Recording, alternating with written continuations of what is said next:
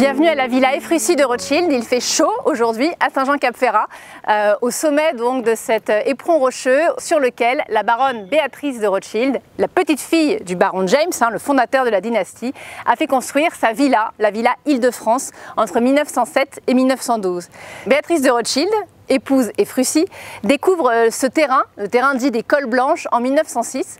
C'est un éperon rocheux parsemé de quelques oliviers, de quelques moulins, et c'est simplement un petit village de pêcheurs sur les bords de la Méditerranée. Elle s'éprend immédiatement du site et elle décide d'y faire construire sa villa.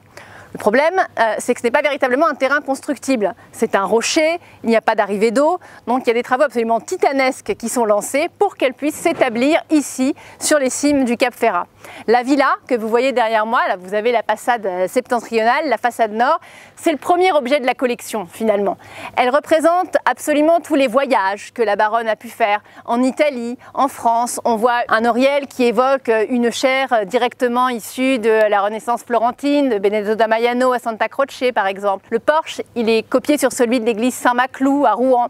Vous avez ces colonnades qui évoquent également les cloîtres florentins. Donc il y a vraiment un mélange entre l'architecture italienne, espagnole, française, pour créer une sorte d'objet architectural ciselé comme on le ferait d'une tabatière, chaque face est différente, qui est la façade de la Villa Île-de-France. À l'intérieur de cette villa, on peut découvrir l'extraordinaire collection d'art de la baronne Efrussi.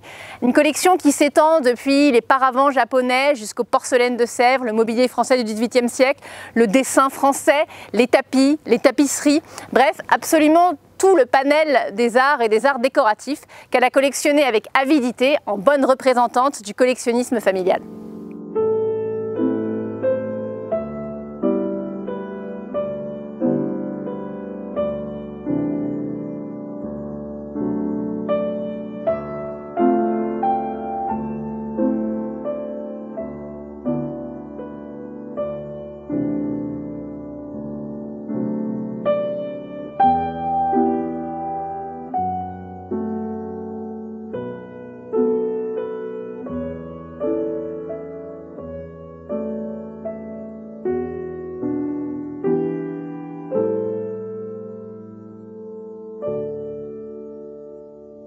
Alors nous sommes dans le grand salon de la Villa Efrussi de Rothschild où la baronne recevait ses invités durant les hivers pendant lesquels elle séjournait dans sa villa. Un grand salon qui est dans l'esprit et le style Louis XVI, qui était toujours le style choisi par les membres de la famille Rothschild dans les grands salons de leur résidence.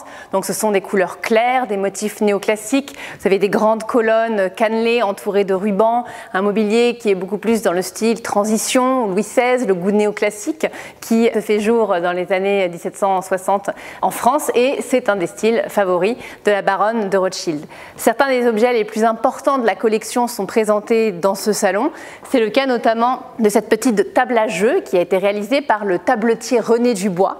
Alors on est loin finalement des grands meubles ornés de laques ou de marqueterie, c'est un mobilier beaucoup plus léger, une petite table en bois simplement peinte en bleu clair, avec des figures d'enfants qui jouent en camailleux de gris et qui évoquent donc la sculpture. Cette petite table, elle brille aussi par l'élégance de ses pieds. C'est un objet qu'on pourrait presque dire design, l'élégance du raccord entre le pied et la table par cette grande volute. Ça en fait vraiment un des objets les plus jolis de la collection.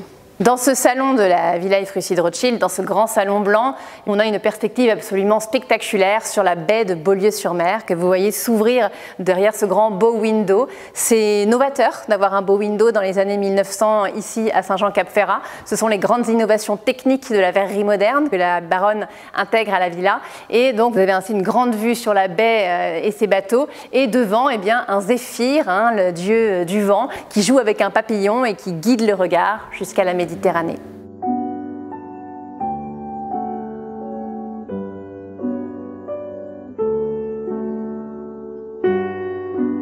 Alors, le Grand Salon accueille certaines des œuvres les plus importantes de la collection de la baronne Efrussi. On pense notamment à ce magnifique tapis de la manufacture de la Savonnerie, la grande manufacture créée par Louis XIV et exploitée jusqu'à la fin du XVIIIe siècle pour fournir les grandes résidences de la couronne. Un des tapis qui a été tissé pour la nef de la chapelle royale du château de Versailles. La chapelle étant beaucoup utilisée, il y a eu plusieurs tissages, donc il s'agit du dernier tissage et vous remarquerez qu'aux angles, les fleurs de lys ont été supprimées du tapis à la Révolution française avant l'acquisition par la baronne de Rothschild de ce tapis. Autres objets exceptionnels de la collection, il y a ce fauteuil, un magnifique fauteuil à la reine en bois doré qui a été imaginé par Georges Jacob, qui est l'un des plus grands menuisiers du XVIIIe siècle et qui est le premier d'une grande dynastie de menuisiers ébénistes qui vont durer encore pendant toute une grande partie du XIXe siècle. Eh bien, ce fauteuil, il fait partie d'une série conçue pour Talleyrand. Alors, c'est un modèle à l'origine que Jacob conçoit pour le Salon des Jeux de Louis XVI au château de Saint-Cloud. Et ce modèle plaît et il va l'adapter pour le comte de Vaudreuil ou pour différents clients et également pour Talleyrand, le fameux Talleyrand, l'homme politique qui traversa tous les régimes et qui, en plus, c'est ça qui est amusant, a un lien assez particulier avec les Rothschild, puisque la dernière résidence de Talleyrand, l'hôtel de Saint-Florentin, a été racheté par le grand-père de Béatrice et Frucy, James de Rothschild, et donc il y a un lien finalement mobilier et immobilier grâce à ce fauteuil entre Talleyrand et Béatrice de Rothschild. Plus loin dans ce salon, vous apercevez sur la commode à encoignure que vous voyez là une garniture de vases en porcelaine de Sèvres. La porcelaine de Sèvres est une des grandes passions de la famille Rothschild. Ils ont pour ainsi dire lancé le marché, entretenu le marché et ils ont possédé parmi les plus belles pièces de la grande manufacture créée sous le règne de Louis XV. Cette garniture, on les appelle la garniture des vases dits des âges. Pourquoi est-ce qu'on les appelle les vases des âges? Eh bien, vous avez en fait un vase au centre avec deux hommes, on va dire, dans la maturité et sur les côtés des bustes de jeunes femmes. Il existe une troisième taille, plus petite, où vous avez des bustes d'enfants. Et donc les vases, par les sculptures qui les entourent finalement, correspondent aux âges de la vie. Vous remarquerez les grandes scènes peintes. Sous le règne de Louis XVI à la manufacture de Sèvres, il y a vraiment une peinture sur porcelaine qui se développe, c'est presque une histoire qui se développe sur la panse des vases. Ici, ce sont ce qu'on appelle des scènes de taverne qui sont inspirées de la peinture flamande du XVIIe siècle, de Téniers notamment. Ceci s'inspire plutôt d'un peintre suisse du XVIIe siècle en montrant des scènes de ménage dans la taverne et de scènes rustiques et finalement de la vie quotidienne. Donc ces trois vases, ils sont absolument superbes. Béatrice les a hérités de son père, le baron Alphonse de Rothschild, et on peut en trouver d'autres exemplaires, par exemple à la Wallace Collection ou encore dans les collections royales anglaises, ce qui donne une idée de l'importance de la collection de porcelaine de la baronne. C'est aussi une pièce, le grand salon, dans laquelle on peut trouver des objets d'un goût plus léger, notamment de mobilier italien. C'est beaucoup moins connu en France. La France est un grand pays de menuiserie et d'ébénisterie, mais la baronne a aussi collectionné du mobilier italien, ce qui est plus rare à son époque. Elle partage ainsi le goût d'Isabella Stewart Gardner, par exemple, qui a cette grande résidence à Boston. Donc on peut trouver par exemple une commode que vous voyez au fond de la pièce ici, qui a été réalisée probablement par un artiste qui s'appelle Francesco Bolgier, qui travaille pour la cour de Turin, ou encore cette merveilleuse chaise à porteur, placée presque à l'entrée du salon. On imagine presque la baronne se déplacer d'un bout à l'autre de son salon dans cette chaise à porteur, qui porte ce décor, vous voyez, très léger, très peint, qui s'accorde parfaitement avec les boiseries du salon, qui elles-mêmes sont typiquement dans le goût arabesque de la fin du XVIIIe siècle français.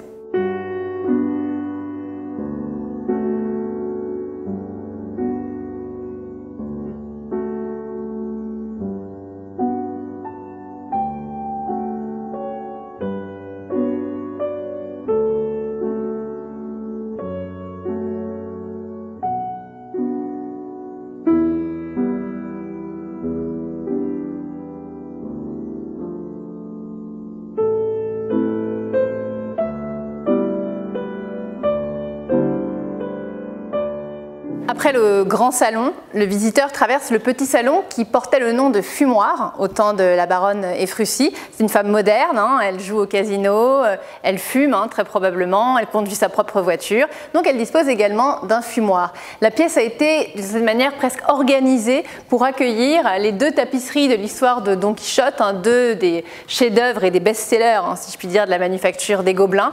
Et on trouve également dans cette pièce un certain nombre d'objets d'une assez grande importance.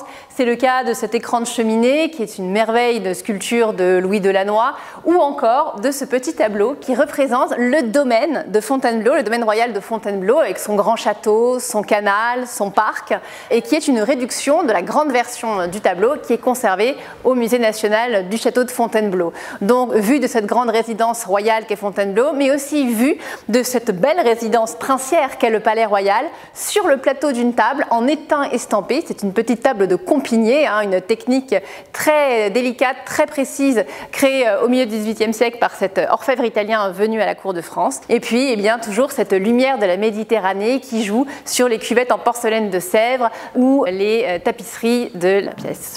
Dans ce fumoir, la baronne, après les réceptions qu'elle donnait, pouvait recevoir ses invités et profiter de la fin de la journée avec une vue absolument merveilleuse sur le parterre, sur le jardin à la française, et profiter, dit-on aussi, de plusieurs couchers de soleil, puisque la villa donnant par deux endroits sur la Méditerranée, on pouvait y apprécier le coucher du soleil de deux points de vue différents.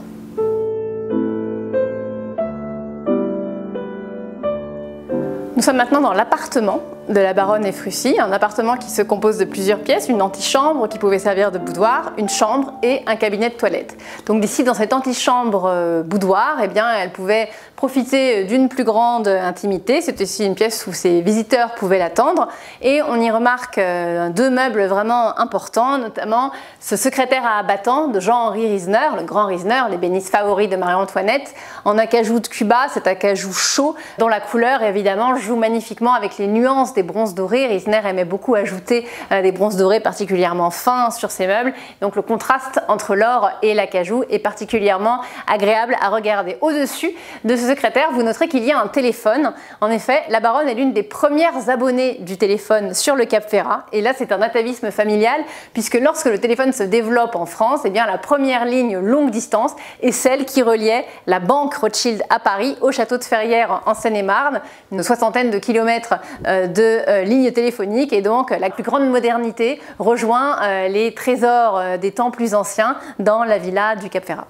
Juste à côté du secrétaire, vous pouvez observer un paravent en tapis de la Savonnerie, qui a été réalisé d'après des dessins de Desportes, le grand peintre animalier de la cour de Louis XIV puis de la cour de Louis XV, et qui représente des oiseaux qui jouent dans un environnement lacustre au bord d'un lac. Et là aussi, ces paravents en Savonnerie d'après Desportes, c'est presque un must du collectionnisme Rothschild. On en retrouve dans toutes leurs résidences. Il y en avait au château de Ferrières, il y en a au château de Waddesdon Manor, et il y en a donc évidemment aussi ici, dans la villa Île-de-France, propriété de la baronne de Rothschild.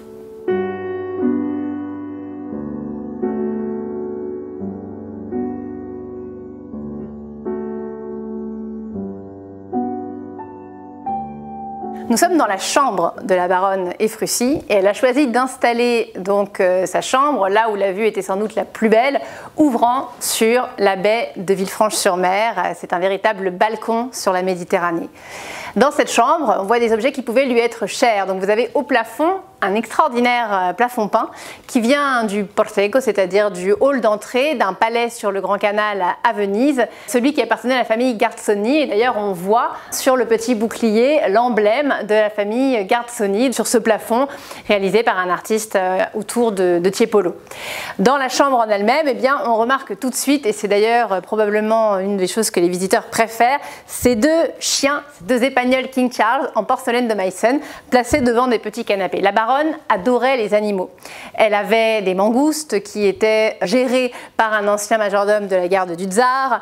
Elle avait un grand nombre de volières dans la villa. Elle avait des chiens. Elle a d'ailleurs organisé en 1897 à Paris le mariage de ses caniches, Diane et Major, en grande pompe, avec une centaine d'invités chiens, un célébrant également chien, beaucoup d'invités. Le Washington Post qui avait été sollicité pour couvrir l'événement. Donc il y a une pleine page dans le Washington Post racontant les noces des caniches de Madame Ephrussi. Donc une femme fantasque aimant beaucoup les animaux. Elle avait également des singes. Donc vous avez ici deux petits épagnols en porcelaine de Meissen placés sur le tapis et qui semblent attendre finalement leur maîtresse.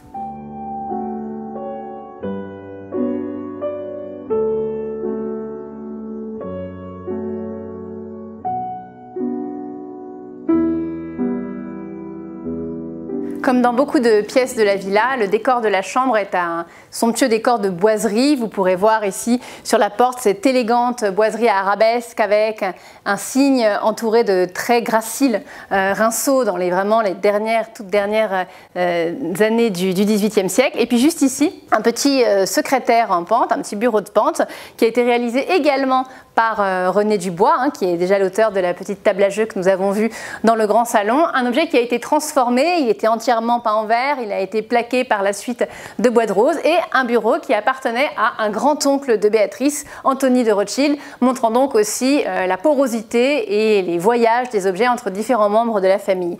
Au-dessus de ce petit bureau, deux objets assez émouvants, deux petites tasses. La baronne est une très grande collectionneuse de porcelaine et une véritable tasmaniaque. Et vous avez sur l'une d'elles le B qui évoque le B de Béatrice et sur l'autre le F qui évoque peut-être, sans doute, Frousse, le surnom qu'elle donnait à son mari, Maurice Ephrussi. Et ces deux tasses étaient sur la table de nuit de la baronne au moment de sa mort en 1934.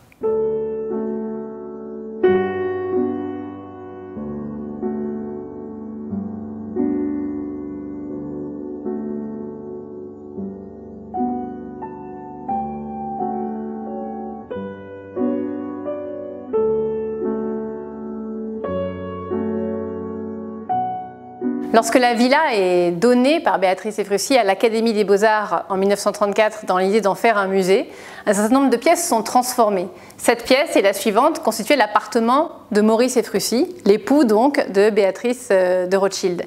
En 1964, on décide finalement de supprimer l'appartement de Maurice Ephrussi pour réaliser des salles de porcelaine et notamment une petite salle à manger. En effet, la gastronomie, l'art de la table, c'est l'un des plaisirs les plus importants de la famille Rothschild. Béatrice est issue d'une dynastie de gastronomes. Son père, James de Rothschild, a acheté le vignoble de Château Lafite juste l'année de sa mort en 1868. Son oncle anglais avait acheté celui de Mouton Rothschild en 1853. James avait eu comme cuisinier le grand Antonin Carême, qui avait été le pâtissier de Talleyrand et qui réalisait les pièces montées les plus célèbres de l'histoire. Et elle-même était également amatrice de gastronomie. Sur cette table que nous avons constituée récemment pour raconter un peu l'histoire de la gastronomie Rothschild, eh bien vous trouverez deux énormes ananas. Pourquoi? Eh bien il s'agit de l'ananas Charlotte de Rothschild, un ananas de plus de 3 kg que la grand-mère de Béatrice, Charlotte, faisait pousser à Gunnersbury, dans sa résidence anglaise, où Béatrice se rendait régulièrement. Sur la table, dressée pour le dessert, vous pouvez trouver des glaces, des confiseries, des pétales de rose cristallisés. Et au centre de la table, cette pièce montée qui montre l'éléphant du Bernin surmonté de son obélisque au-dessus d'un grand gâteau est une création de L'Heure Exquis que vous pouvez retrouver sur Instagram et qui réalise ce genre de composition tout à fait étonnante de trompe-l'œil alimentaire et qui permet d'évoquer les grandes créations d'Antonin Carême pour la famille Rothschild. Sur la table, on trouve le service dit attributs et feuilles de chou de la baronne Ephrussi qu'elle utilisait, qu'elle a même fait compléter de son vivant à la manufacture de Sèvres et qui montre dans ce décor donc de ruban bleu que l'on appelle les feuilles de chou, eh bien, différents attributs, des jeux d'échecs, des chapeaux de paille, des peaux de bête, donc pour rendre également la table divertissante, chaque convive avait une assiette différente.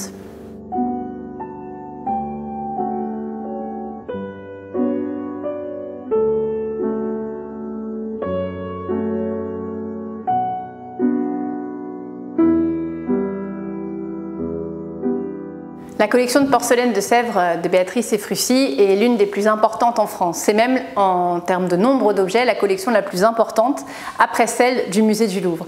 C'est une collection dont elle a en partie hérité, mais qu'elle a aussi constituée tout au long de sa vie, et ce, jusque dans ses derniers mois, en 1934. Elle est encore en train d'acheter une ou deux tasses en porcelaine de Sèvres. Les Rothschild ont beaucoup collectionné la porcelaine de Sèvres. Ils ont véritablement lancé, entretenu le marché de la porcelaine, eu dans leur collection parmi les plus belles pièces conçues par la manufacture, et notamment ce vase, l'urne antique, qui est un vase qui a été réalisé pour Madame de Pompadour à la manufacture de Sèvres dans les années 1754-1755, qui présente ce magnifique fond bleu céleste pour lequel la manufacture s'est rendue célèbre, un bleu nuageux et dense à la fois, une petite scène de Pouty astronome et une extraordinaire dorure. C'est aussi une des grandes spécialités de la manufacture de Sèvres que ces dorures extrêmement audacieuses, extrêmement originales. On voit des petites poules faisanes, des oiseaux qui jouent parmi les guirlandes de fleurs. C'est vraiment parmi l'un des plus beaux vases de la manufacture qui est dans ses collections. Et elle en hérite de son père, le baron Alphonse. Et ce qui est assez amusant, c'est que le frère d'Alphonse, le baron Gustave de Rothschild, disposait de l'autre exemplaire de cette urne antique. Il y en a eu très peu d'exemplaires réalisés à la manufacture et ils étaient donc dans la même famille. En dessous, on voit deux vases que l'on appelle les vases dits ferrés, du fait de ces différentes accroches, de ces imitations de cordage en porcelaine porcelaine de Sèvres qui enserre le vase. Ils ont été peints, ces vases, par l'un des plus célèbres peintres de la manufacture, Charles-Nicolas Daudin, un peintre très poétique, très doux, avec des palettes de verre extrêmement raffinées, extrêmement variées, des scènes qui sont tirées de compositions d'après François Boucher et des vases d'un bleu qu'on appelle cette fois le bleu nouveau. Toutes les couleurs de Sèvres sont représentées à la Villa Efrussi de Rothschild, le bleu céleste, le bleu nouveau, le bleu falot, le camailleux carmin, le rose qu'on a appelé Pompadour ou Dubarry, le vert, le petit vert, le jaune. Bref, elle a véritablement une encyclopédie de la manufacture de Sèvres au sein de ses collections. Un autre vase d'une très grande importance dans la collection Efrussi, eh bien, c'est cette cuvette à fleurs. Beaucoup des vases de la manufacture ont été conçus pour mettre des fleurs. Les vases dits hollandais, ces cuvettes, les cuvettes que l'on appelle Courteil, les cuvettes Roussel, les cuvettes Verdun, différentes formes de vases pour mettre des fleurs, pour que la nature soit à l'intérieur de la maison. Et sur celle-ci, eh bien, vous voyez une dispute d'oiseaux exotiques, et c'est là aussi un très grand peintre de la manufacture, Louis-Denis Armand Lenné, spécialiste d'oiseaux. Une exposition à Waddesdon Manor lui a été consacrée l'année dernière, et donc on voit la variété des couleurs, des plumages qui se détachent sur ce fond blanc avec cette dorure qui évoque presque un treillage. Finalement, c'est presque une volière de porcelaine que l'on voit sur ce vase. La baronne Efrussi présentait majoritairement sa collection de porcelaine de Sèvres dans son hôtel particulier à Paris, avenue Foch, qui accueille aujourd'hui l'ambassade de l'Angola. Néanmoins, elle pouvait aussi avoir des usages assez étonnants pour ces vases. Par exemple, les bourdaloux, ces pots de chambre qui sont créés au XVIIIe siècle pour permettre de pouvoir se soulager dans des occasions où c'était plus difficile de le faire, eh bien, elle les utilisait pour mettre des fleurs. Les bourdaloux étaient utilisés en pot de fleurs, les jattes-à-ponche, comme vous voyez ici, étaient aussi utilisés en vase de fleurs. Donc on voit bien qu'elle disposait, comme tous les membres de sa famille, d'une grande liberté vis-à-vis de ces objets. Un autre objet en atteste, c'est ici ce plateau. C'est un plateau de Poaoi, c'est-à-dire que ce plateau était placé sous une sorte de terrine ronde qui accueillait l'œil, qui est une sorte de pot-au-feu espagnol. Donc sans doute moins adepte du pot-au-feu espagnol que du guéridon, la baronne Efrussi a fait monter ce plateau en guéridon. Le guéridon a disparu, mais nous nous attachons aujourd'hui à le faire renaître en utilisant une photo ancienne qui pourra permettre de lui redonner sa vocation non pas d'origine, mais sa vocation Rothschild.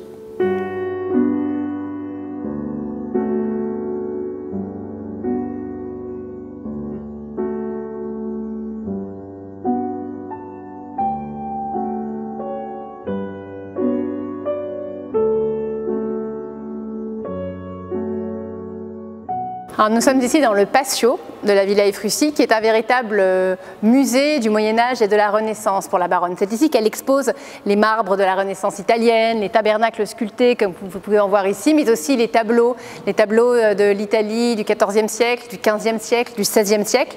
Et la structure même de cet espace évoque les palais de la Renaissance italienne, les cortili, les florentins entourés de colonnes, et aussi, bien sûr, les inspirations plus locales, comme celle du Casino de Monte-Carlo, construit par Charles Garnier et fréquenté par la baronne Efrussi, et qui s'ornait également de grandes colonnes en marbre rose.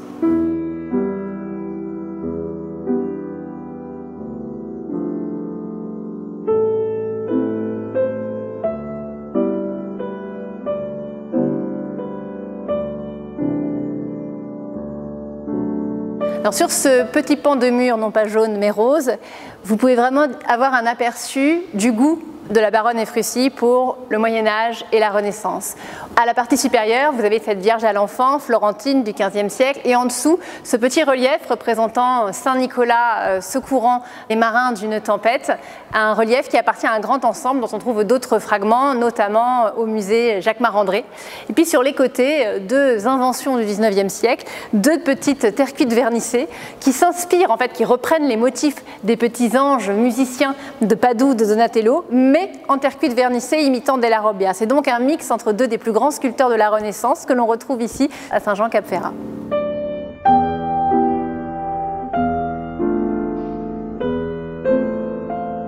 Donc c'est sur ce petit pan de mur rose que nous nous quittons pour nous retrouver très prochainement pour découvrir d'autres trésors de la Villa Efrussi de Rothschild.